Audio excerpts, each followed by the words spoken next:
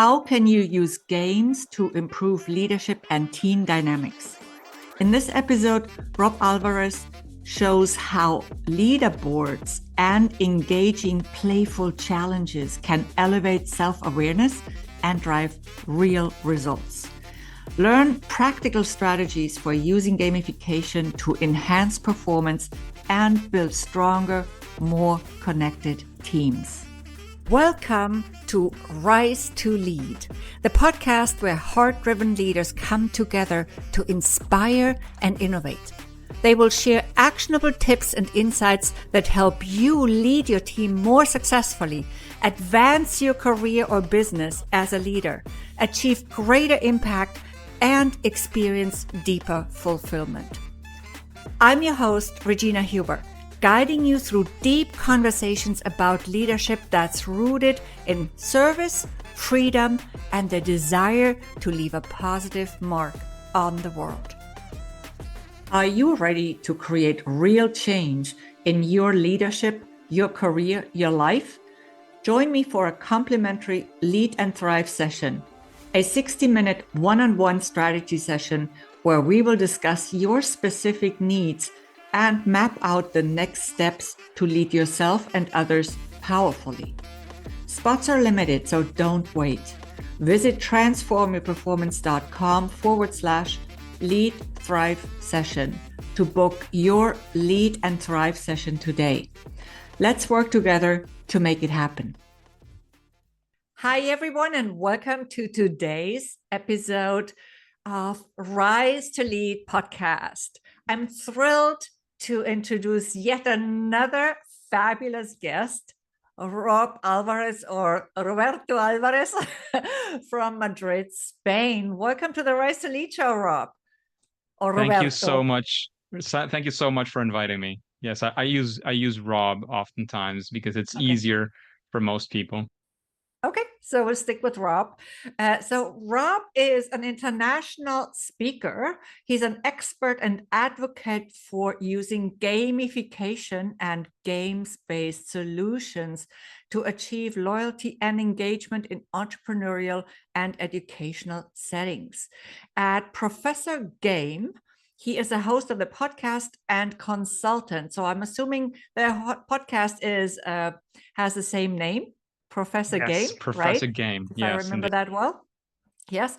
He's also a professor and workshop facilitator for the topics of the podcast and Lego Serious Play, LSP, for top higher education institutions that include EFMD, IE Business School, and EBS, among others in Europe, America, and Asia.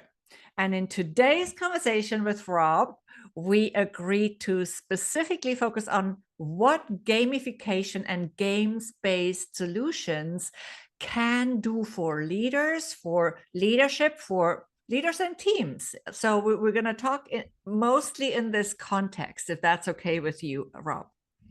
Absolutely. That makes sense. It's part of the stuff that we like to discuss and how to help people in this realm. So yeah, I'm all in for doing that. Let me know how you want to start. Sure. I'm one of those people, I don't know if you've heard of the Winston Churchill quote. I mean, I'm gonna butcher it for sure, but it was something like a journalist was asking, like, how long does it take for you to prepare a speech, right? And he was saying, like, well, if you need a 5-minute speech, I might take 2-3 weeks to prepare and get it all concise. If it's 30 minutes, I might take a little bit less, a week, 5 days. But, if you want me to speak on end, just let's get started and I'll just right now take it away. So rather than just speaking for 2 hours straight, I'm sure you'll be guiding wherever your curiosity is. And I your audience a lot better than I can. Yeah, I'll kick it off. And I don't care for Winston Churchill for obvious reasons. I know who he was and what he did. And, so I don't care for him, but that's a good quote. Definitely. There are similar quotes about painters, right? And especially also Spanish ones. So that's, I think Picasso said something about about the pricing of his paintings, because Yeah. I can't repeat it right now exactly, but I think he somebody asked him why his painting had such a high price if he was so quick to finish it, and he said, well, it took me a lifetime to get here. So, Yeah. and that's yeah, and that's a little bit similar, right? So let's Totally. get to it, Rob. I feel tempted to do this interview in Spanish as I lived in Madrid for 7 years, long time ago, and also in Argentina for quite a few years, and not to forget the mission in San Francisco, where it's mostly Mm, Spanish too, or Spanglish, right? So yeah. anyway, but let's stick to English for the sake of our listeners, because after all, not everybody might understand Spanish. And this podcast is usually in English. Okay with you, Rob?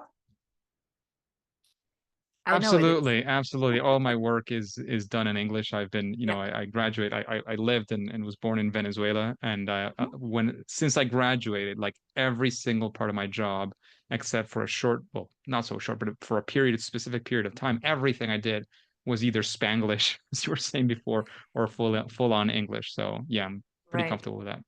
Yeah, great. Yes. And I lived in Latin America for 9 years too, by the way, right? So in Argentina and Brazil, and I've traveled quite a bit, although I've never made it quite to Venezuela yet. Anyway, so let's get started. For our listeners, and for me too, because I don't really know you that well. We just only chatted a few times, right? So, in just a few sentences, tell us more about what inspired you to go into the field of gamification. So there's a super long-winded story to that, which I won't give you because again, I did a talk about that only. But essentially, it started for me. The where it started actually, I was like I maybe 7 years old, and I was sitting down playing video games, and I had this magazine called Nintendo Magazine, and I said, look, that's like the dream job, right? You spend all day or most of the day playing, and then you sit down and write about what you were playing. Right? So that's where my head was wrapping around that. Then grew up.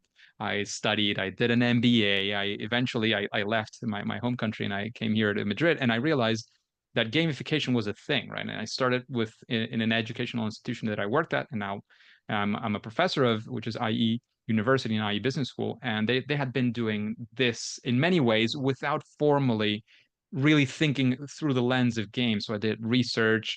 I started talking about it in conferences. I started the podcast. Then I started getting clients and workshops and things. It started like piling up for me. And now I'm here fully dedicated to this, giving workshops around the world, teaching in business schools, universities about this. I'm super excited about the place I am because especially because I do realize that when done correctly and ethically, just like many tools that can be used for the best of ways and not the best of ways, but when done ethically, it can have a massive impact on a positive impact on the lives of a huge amount of people or a small group. It doesn't matter, but always as long as it is a positive impact, I know there's a lot to be done in this stage. Wow, yeah, that's a very impressive story to start a podcast with. So thanks for sharing that. Nintendo, well, I'm proud because I am absolutely not into computer games, but I have heard that name. So yeah, that was like a moment for me. So I Yeah. may not be as ignorant as I thought. So all leadership, in my opinion, starts with self. So let's talk about how gaming can unlock your better self. I'm really curious about this. Maybe you can convince even me that I should do this. Absolutely, absolutely. If you or your audience are curious, that's literally, I don't know if you looked it up before, but that's the title of my TED Talk, like Mhm. how gaming can unlock your better self. Um, there basically what I in a very short amount of time, what I discuss is how gaming and again the typical thing that people think about when they hear gamification, game-based learning, they go straight to computer games, video games, console games, these things. Those are AAA developments that sometimes cost millions of dollars, euros, or whatever your currency is. But there's indie games on the other side, people who is literally a single person creating video games. But there's board games. I literally, I think I have one somewhere around here on my desk. Good thing you cannot see my desk because it looks like a professor's desk. It has everything on top. I have a card game which I recently developed. Well, here I have part of the initial. I was testing out things, but I created a board game to help my students understand a concept. So you can go all in with board games, card games, escape rooms. Um, Loyalty programs are essentially games. Sports are games as well. There's so many forms of games that I feel that the richness of this that has been done not for the past 70 years as video games, but for the past millennia, where we've been Olympic games. Like the whole concept of things like leaderboards and all this, it essentially comes from games, right? So Yeah. I just wanted to expand a little bit, the where we're thinking about this. But then how does that relate to where we can be, right? Like one of the things that I always recommend people is, initially people say, oh, I don't like games, right? Or I have no knowledge about games. And then when you hear this, you say, well, actually, maybe there are some things that I have done or with my kids or, my family's kids that I have played games with them. And what I suggest always, and that's the first thing to get into is, you know, not to break your experience with the game, but when you're playing, or think back to when we were playing a game you really enjoyed. What do you think was something that you really enjoyed of that game? Like what made it different from other games that maybe you played and it's like, oh, this is not for me, right? And that's normal, that's typical. Not most games are not for all people. So, what was that thing that made it exciting for you? Was it maybe a social component? I really remember when I was playing it back in the Nintendo days. I remember the best days where we were playing at this place close to the beach, where we brought our consoles and there was only two controls, so two people could be playing at a time, but there was like six people around and shouting and things happening there. Nowadays, it's easier, right? You put these on and you connect Mhm. online, and you can be playing with 100 people. But the social experience of being in it together and playing as a team was something that I got me really excited. So, is it playing as a team? And then you could start delving deeper. Like, what is it about playing as a team? What do you really enjoy about that? Is it the competition? Is it the cooperation? Is it? And you start diving into that, and it helps you understand yourself better Mhm. and what motivates you into taking action or actually doing things. So, when you understand that better, it's easier to then, if you want to go to the gym and you want to make sure you have this drill that you should be doing and you want to be doing but you aren't, that kind of drive can help you unlock that potential that you have there, where it's sticking with habits or finding something, a reason to do something. Maybe you can introduce some game mechanics into your daily life to make sure that goes there. And that applies to self, right? That applies to you. That's the first one where you should be checking and experimenting and unlocking all these benefits. But then same thing happens with teams, right? And you guys are all experts in this. I'm not going to be telling you about what teams are and how they function best, but think about the last time your team was at its best. Like what was going on? Of course there's always being paid enough and the typical stuff, but there's so many things that go beyond that, right? How do they stay motivated? Is it a good, is it a good teamwork? I like to talk a lot about social because I think it's a significant driver evolutionarily, if that's a word. Evolution has brought us to being very social beings because life threats, that kind of stuff. But that's one of the very strong motivators that I've found, in many different ways. Having a mentor or having a community around you or having, social elements or competing with other people or cooperating in a collective goal. Those things I think are pretty strong. But again, there's a whole wide world of what games are fantastic at doing that we can bring into our own lives. But simplifying, remember the last time you played a game or a few games, and what was interesting about it? What really brought you to that table or to that computer game, if that that was the case? Yeah, totally. Yes, I can see how it can help you gain greater self-awareness then, as you have explained, right? So that's an interesting aspect of it. I really like that. And thanks for explaining it so well that, I think Oh, thank you. it really intrigued me now. So I'm definitely closer on the gamification side right now than I was in the beginning.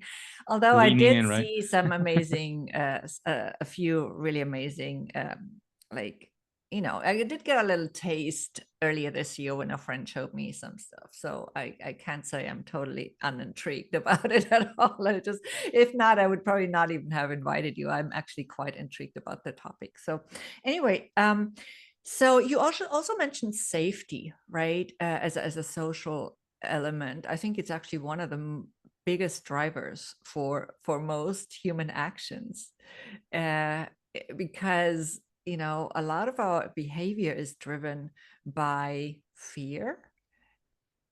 It's Yeah. when we talk about emotional intelligence, fear has a really big role, but not only there. So did you want to add anything about the safety aspect? I was really curious about that. I was going to say it's scary how fear keeps driving. Like Uh-huh. nowadays, after many things happened, a couple of generations ago, how fear had not really, like at least for Western societies, it had not really been sort of at the core of how and where we were motivated into behaving. But nowadays, it's a big thing. I would say, like there's a Right. big thing on being motivated by and being driven by fear, which is, as I was saying before, pun intended, it's scary.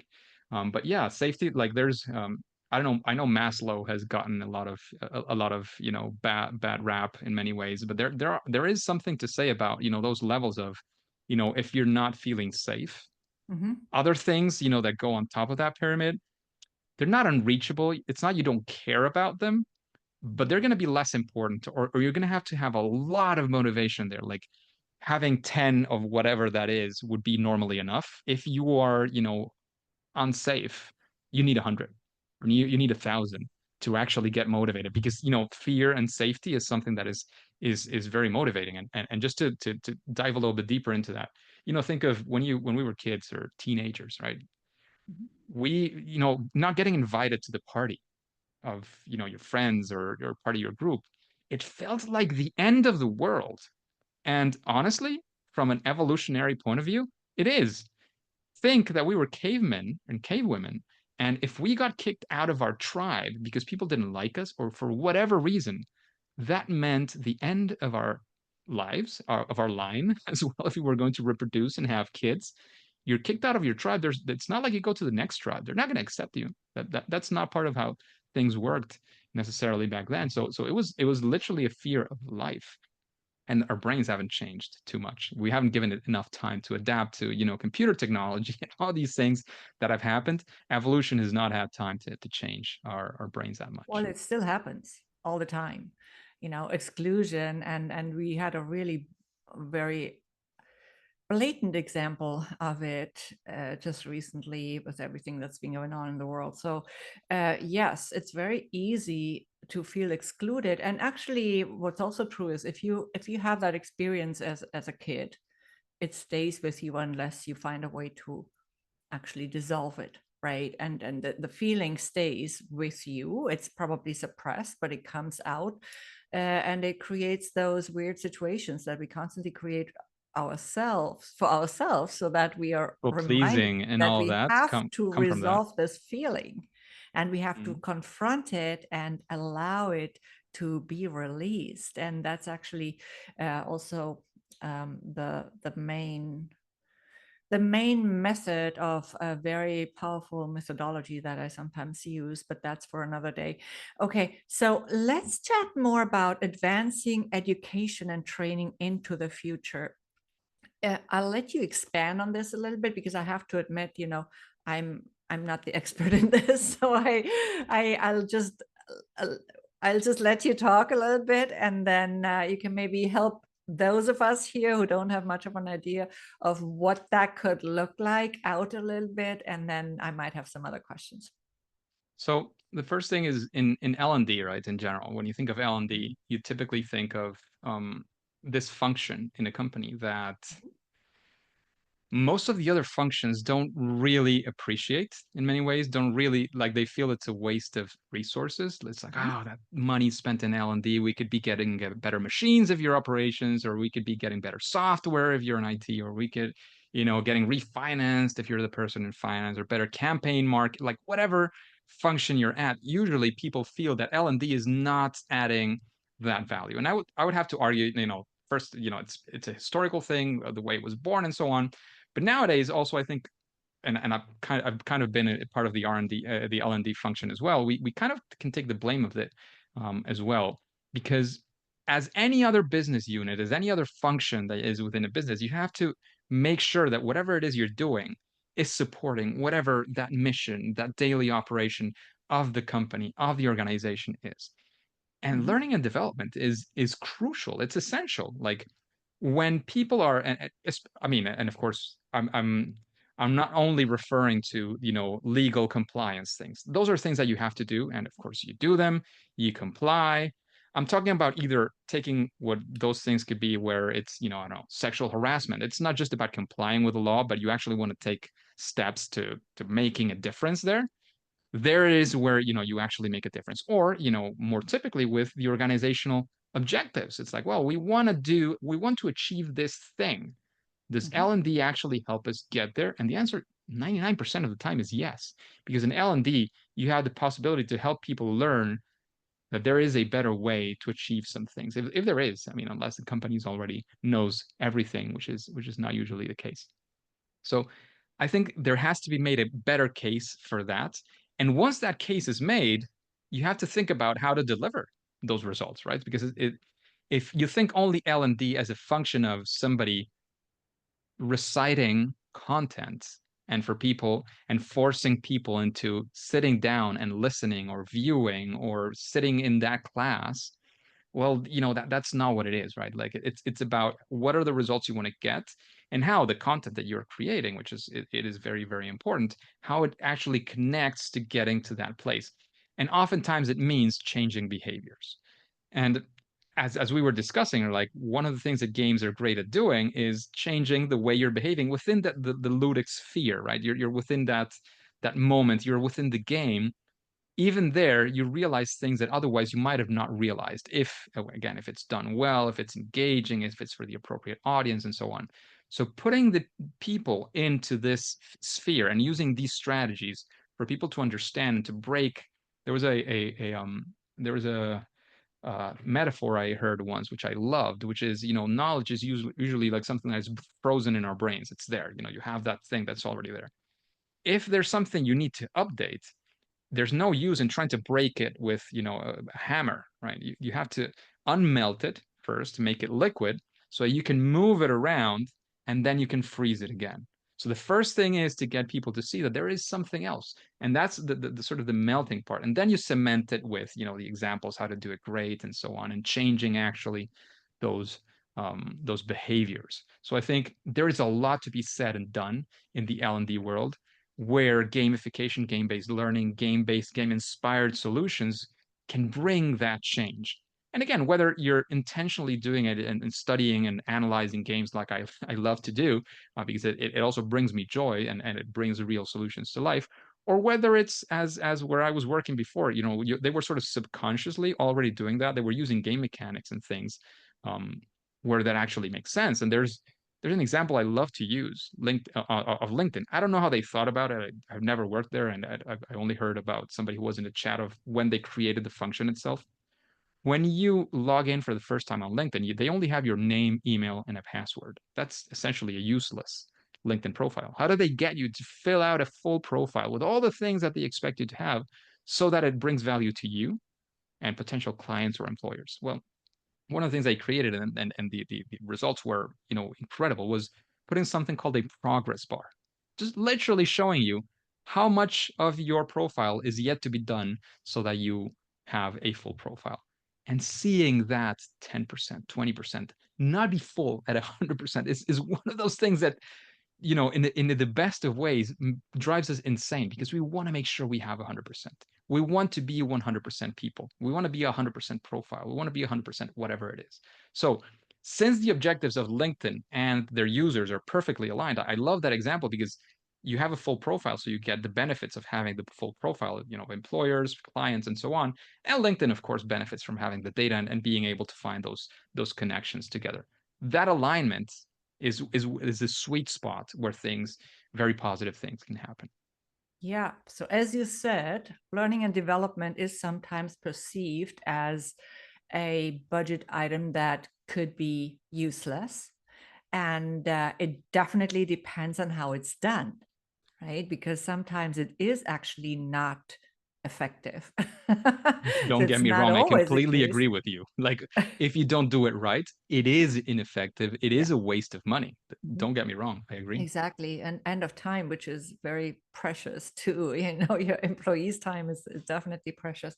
Yes. And I've had a similar experience sometimes when we talk about something really simple, like, have you had your team share their individual stories? And people often think that's a waste of time, but it's really not, because it can lead to greater team cohesion, and therefore also to greater understanding, a reduction of conflict, better teamwork, and greater team engagement even.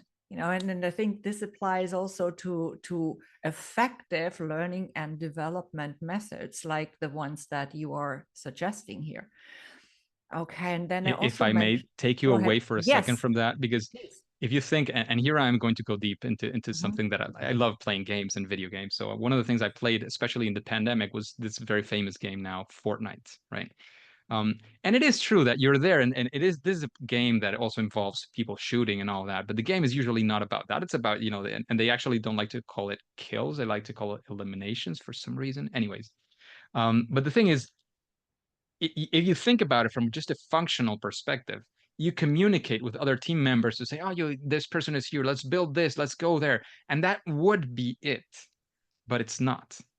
The teams that actually function best are the ones, because of course you spend 30 minutes playing a ride, right? And if you connect with them again, you keep on playing.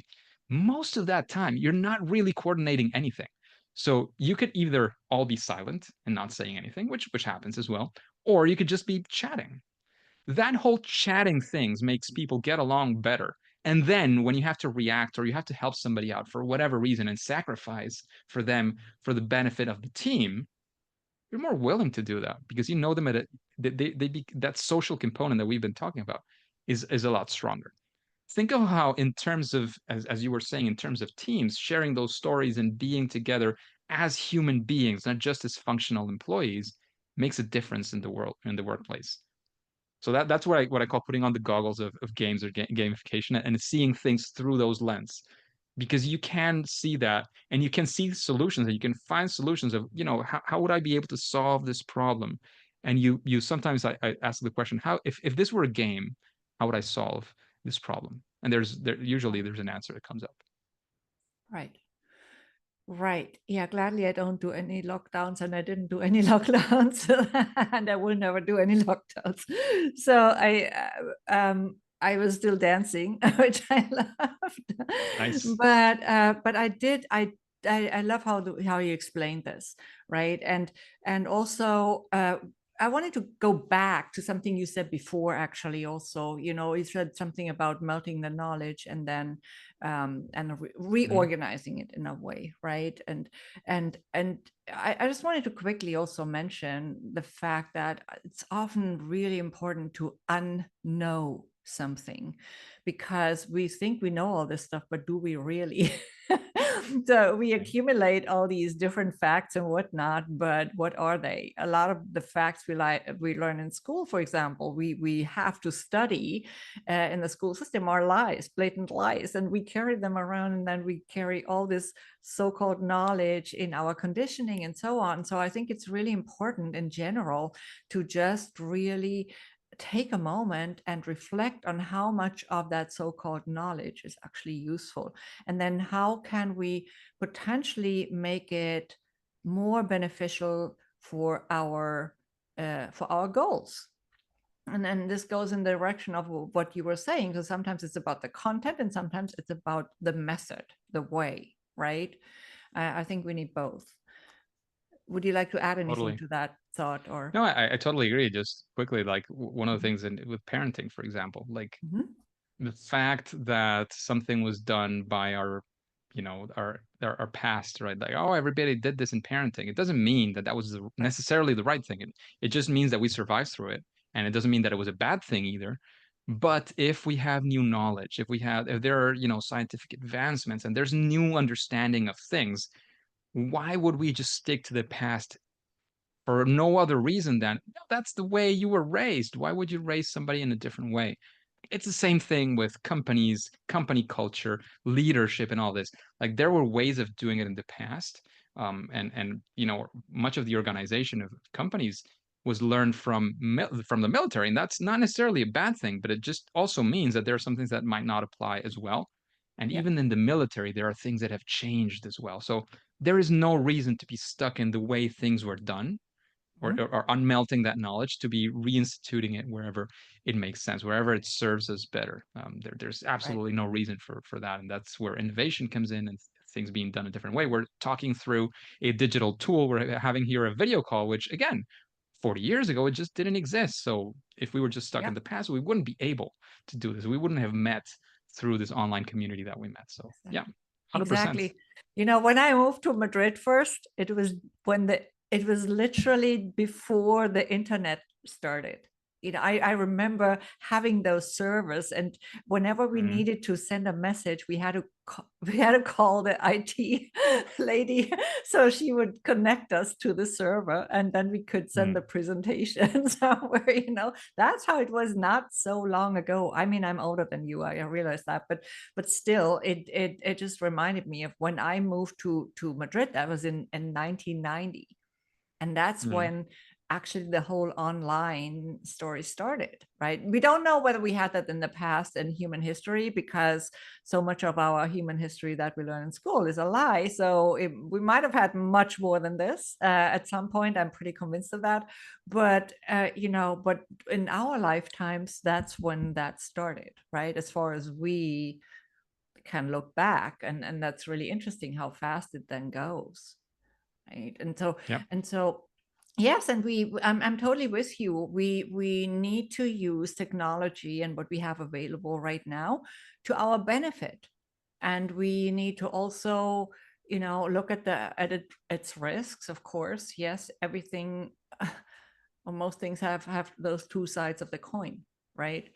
um, Tell us more now about your work as a professor and workshop facilitator, if you will. What does that usually consist of?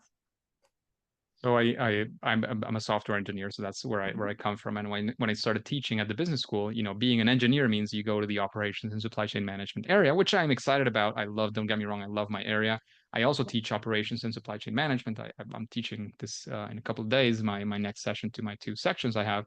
But my main focus, the place where I am, drilling down on and trying to, change things up, and it's pretty unique, to be honest. I mean, there's not too many people in business schools teaching this. Mhm. Is on gamification, game-based strategies, game-inspired solutions. So when I do that, and that's what I do also in other universities outside of Madrid, is depending on how much time they give me, because that's another thing. You're like, this is all the things that I would want to do, and then they tell, yeah, well, you have 6 hours with them in total, divided in this certain way. So with whatever they kindly allow me to have with my students, what I try to structure with them is I completely change the minds around what a course is. First thing that students tend to ask is, oh, what's going for the exam, and how is the final exam going to be? And it's like, well, we don't have a final exam. that's that's the first thing that sort of shatters them sometimes. It's like, what do you mean? Love it But this already. is this is not a workshop, right? This is actually a class. Yeah, but we Yeah. don't have a final exam. And it's like, oh my goodness, what am I going to do now? Mhm. So what I do like to do is, people like to call it sometimes project-based learning or whatever it is. Mhm. I actually want to get them to do the things. So I have this Mhm. method that I've been using and testing and learning from other people for, I've been doing the podcast for a while. I've been going to conferences for a while. I have over 300 guests at this point, almost 400 nearly Mhm. now. Um, so I've been accumulating all this and curating it and upgrading it. And what I do is with that method, whatever it is that I can give them, I want for them to do something with it. I don't want them to recite to me what are the steps or this or that. I want for them to be able to, at the end of it, come up with some form of a prototype or something that they can show to themselves and say, okay, what I learned is represented here. When you study design, the best thing that they have is that they have a portfolio. So it's not, what classes did you get? What was your grade? Or It's where's your Exactly. portfolio? I want to see if I align with it, if I like the work that you're doing, and if it aligns with the work that we need from you. It has nothing to do with your grades. Nothing. Like literally Exactly. nothing. Exactly. I totally agree with you. Yeah, I love it So how practical it is. that's where I always aim for that. Like my workshops, and no, I don't want to demean anybody else's workshops, but my workshops are about workshopping. It's not about me having a long master class where, instead of having 60 minutes, I have 6 hours of me talking to people and then getting them to do small exercises. No, at the end of the workshop with me, especially with the longer, the more you'll get out of it, of course. The idea is that they end up with something that they can show off or they can take off to continue working on. Because of course, unless it's through weekly things, that's one of the formats I do.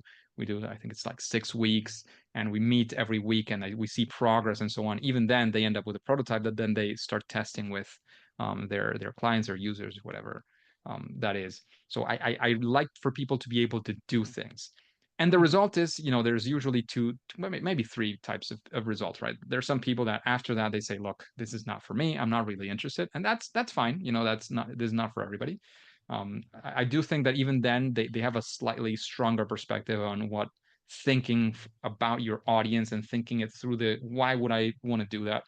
That changes mindsets, even if slightly, right? Why, as an audience, why would I want to listen to your podcast? Why would I want to go through that training? Why would I apply to your company instead of another one? Like just thinking about that big why, I think is a big mindset that they change. Then there's other people who come out of it excited and they want to do things, right? After they do this, they want to continue with that project or come up with a new one because their creativity exploded. And then there's other people who say, look, I love this. This is exciting. I enjoyed the workshop. I enjoyed how it works, but I'm not going to do it myself. There's no way I can do this. I see the benefits, but I need somebody to come in and help me. And whether that's with me or with somebody else, that's completely fine. But there are some people who just say, look, I'm an executive or I'm whatever, and I don't have the time to do it. I don't know if I have the internal expertise, or maybe I want to build the internal expertise. I want my team of designers or my team of product managers or my team of product designers or whatever. I want to help build that expertise, and whether again they do it with me or anybody else, they can build it internally or they hire somebody as a Right. consultant to come in and actually build whatever it is that they're looking for in Yeah. that sense. Yeah. They can outsource it. Okay, great. So that's really awesome to hear. I really like it when people do something practical in their workshops and their teaching. You just take away much more as a student if you actually get to do it and experience it, even if you don't do it in such a great way and you just figure out that, okay, in the end, that's not really for me. But now I know more about it. And I also, if I now do want to outsource it, then I have a better idea of what to ask for, right? Yeah. So now I want to see what's on your t-shirt. It says Professor what? Game, Professor yes. Game. Okay. I thought it was your brand t-shirt. Like I wasn't sure if it was the Professor Game or there's something else written on there. So Yeah. so Oh, I this needed is slowing to down for to some show reason. that Sorry to about that. our viewers, at least on the YouTube, and the audio you will not see it, but he's Yeah. wearing a green Professor Game t-shirt. And Mm-hmm. yes, Mm-hmm. and the background says boom, and it almost did Yes. boom. Absolutely. I So, like it because it's sort of impacting. Like people right. see and it's like, whoa, what's going on, right? Yes. And it's for So some for reason everybody falling over listening me. and not watching this, we have a beautiful background here that says boom. Yeah, and it's And it says booming like wow all over me at somewhere, this right? point. Cool. Yeah. Okay. Now it should be fixed. I think. I'm Okay. sorry about that. This It was this is the all question of live recording, right? This is something that right. just happens, and it's part of real life. We have to be as humans, have to be prepared for this and not Absolutely. get, No, I will not edit this out for sure. It happens, we yeah. are real people. That's what it tells our listeners. We are real people. Yes. Is there anything that I have not asked you that you would like to add at this point? Apart from where people will find you, because I'm Mhm. definitely gonna share those links and also your podcast link. But is there anything else that If your audience is interested in knowing more of the podcast and so on, that's Mhm. great. I would love, we'll share that at the end. But also, there's I'm creating. We met through this online community. I'm creating Mhm. my own online community, which includes a course, Potentially, it's going to include a few calls, group calls that we will have. So if anybody's interested in this, and this is a free resource that I'm putting out there, I will put it there. I'll give you the links as well. It's on professorgame.com/rise to lead, which is the name of your podcast, of course. You can find all the information there. But yeah, I just wanted to put that out there. And then the other thing that I definitely want to say is again, even I don't know if you're listening right now, probably the initial part where we talked about the different games and what different games are, kept you a little bit hooked and or at least piqued your interest. But if you're still like doubtful of like, well, but we're serious people and serious companies don't do games and all that, I get it. I understand where you're coming from. You might be worried that this means that your people are going to play instead of work. But one of the funny anecdotes I like to tell people when and one of the first steps in my system is understanding really what do you want to achieve, like the objectives. And any consultant in the world should, initially first understand really they tell you something and that's where you get hooked on a call or a contract, whatever that goes. But then you really have to deeply understand what it is that people want to achieve. And it's funny how many times you get somebody says, oh yeah, what I want is to use gamification. Say, oh, well, why? Well, I want people to have fun at work. And that you dive deeper and we do it in a a lovely manner and a loving manner especially.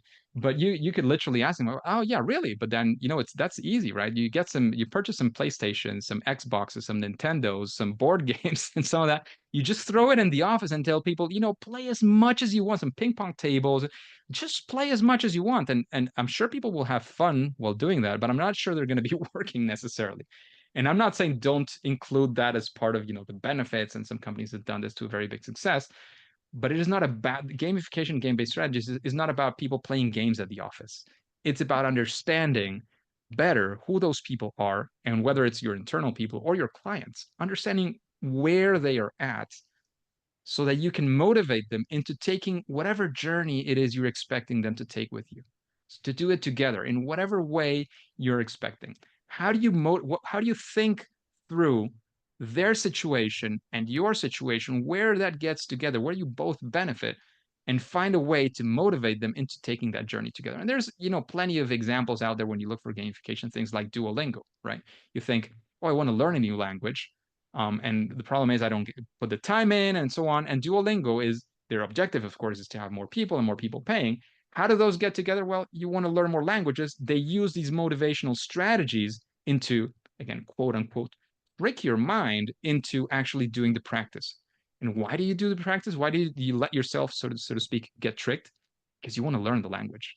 So it is that place where everybody is actually benefiting. And there's bad examples of how that can happen as well when it's not thoughtful, when it's not about both sides getting something good out of it. It's when you're trying to just, take everything out of your employees or your customers, eventually they realize and they get upset, right? Or it doesn't really work ever.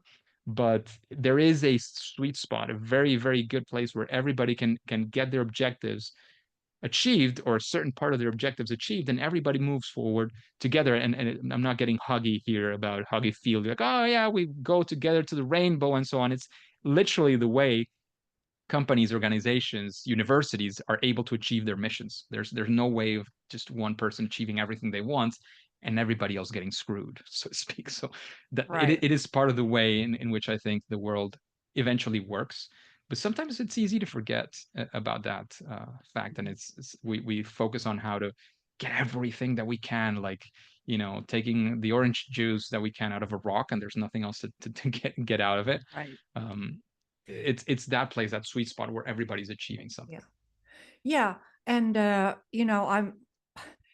also say that the objective of specifically one of my leadership frameworks is to create or build happier and more engaged teams. It is about also creating that happy spot for your team members so that they feel better at work. So I can understand where this person was coming from, but of course, yes, you are giving them both. You're giving them benefit for the engagement, yes, to call it something now, and even maybe to increase their creativity, their their output, right, their productivity.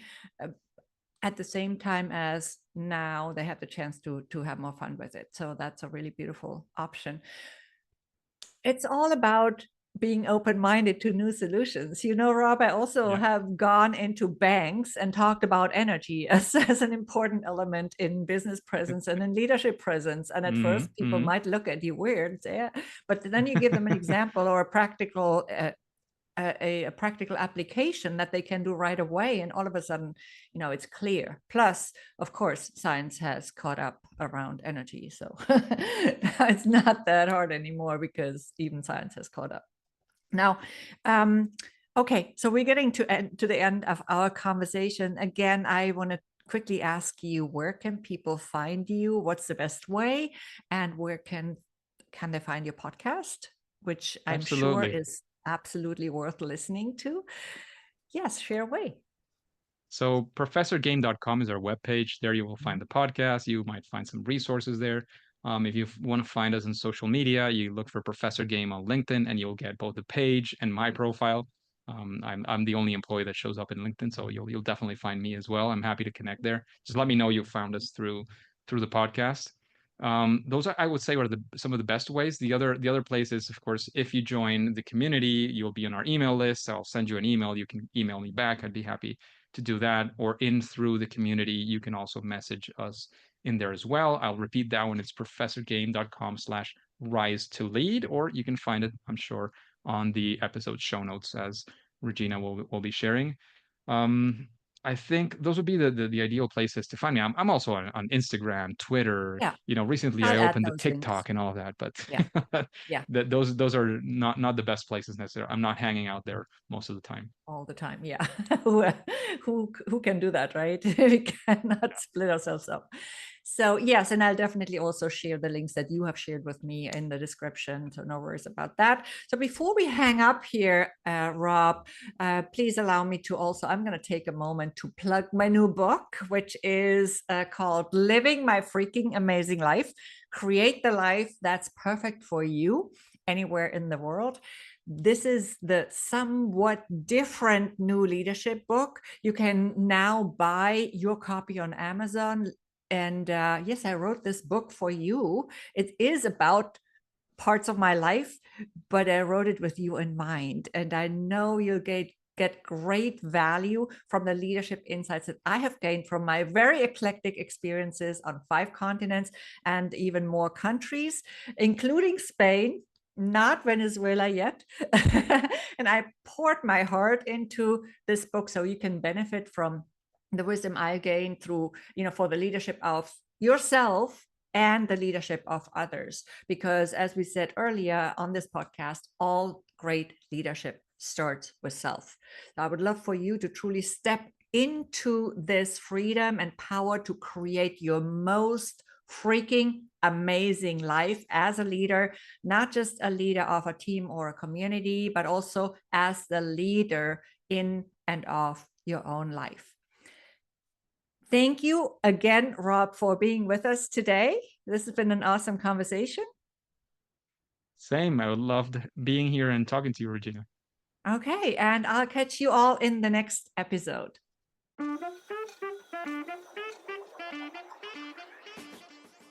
Thank you for tuning in to Rise to Lead.